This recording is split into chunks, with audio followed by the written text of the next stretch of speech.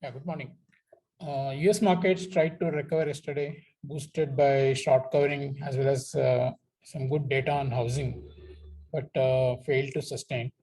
S&P ended in the red, continues to attract bears looking at the break of key 55 EMA level on the technical charts at 4415. Today, there has been a report saying China's Evergrande main unit real estate group company will make coupon payment for onshore bond due on September 23rd. So China's central bank also left key lending rates unchanged, but infused more cash into the system, boosting liquidity. This has improved the sentiment in Asian markets, and dollar has given up some gains against the Chinese yuan. I feel the Evergrande issue may slowly fade from the headlines as Chinese authority try to get a grip on things and avoid a larger fallout. For a country aspiring to see their currency attain a reserve currency status, they cannot afford to depict a weak structure financially. That is what I feel. However, strong yen and gold indicates that the risk sentiment still remains tentative. Other Asian currencies, including the strongest of them, Taiwanese dollar, have weakened somewhat, and I see this as a half-year position squaring by Japanese investors. Fed can hold back, taper, start saying it will be data dependent. However, this will not stop individual Fed members from expressing their view on the rate rise.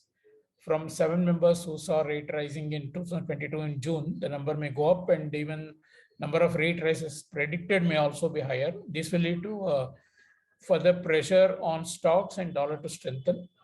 While BOJ has stood pat on the rates, Swiss Bank is also likely to keep the monetary policy intact. They are meeting today, and UK MPC needs to be watched tomorrow, particularly in view of higher inflation numbers from the economy. US debt limit has been extended by the House, but awaits a Senate approval, which will be tougher to sail through. Rupee is trading slightly weaker in Asia. In fact, weakened a bit in India market overnight also.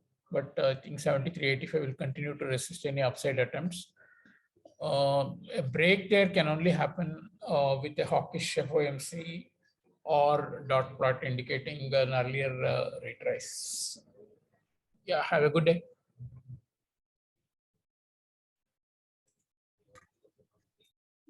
Good morning, everyone.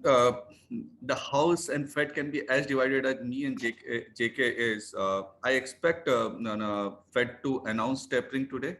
And the basic rationale behind that, when the market is ready, Fed should not be leaving this opportunity.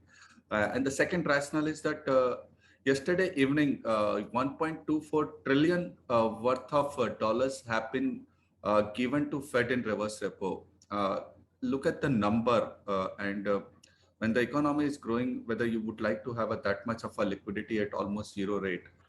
So my thought is Fed should announce tapering. So maybe Fed would be as divided as we are. That's one. US Treasury on risk on mood again moved up by 2 basis and closed somewhere around 1.33, where the 2-year range is still consolidating around 22 basis. Indian bond yields post announcement of a GSEP has dipped lower, and 10-year GSEC yield is dealing at 6.13. Foreign banks continue to buy bonds and bought closer to $500 million worth bonds in India. So there's a good amount of a flow coming in bonds again after the Morgan Stanley report that it's inevitable that now India would get included in bond index. So these are the few developments, whereas the Bitcoin and has lost below, gone below 40,000 and then again recovered back and closed at $42K dollars.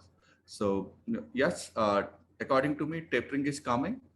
Maybe timelines can take some delay. They may say that might be from December or Jan, but when the market is ready, I think this will not leave this opportunity. Thank you.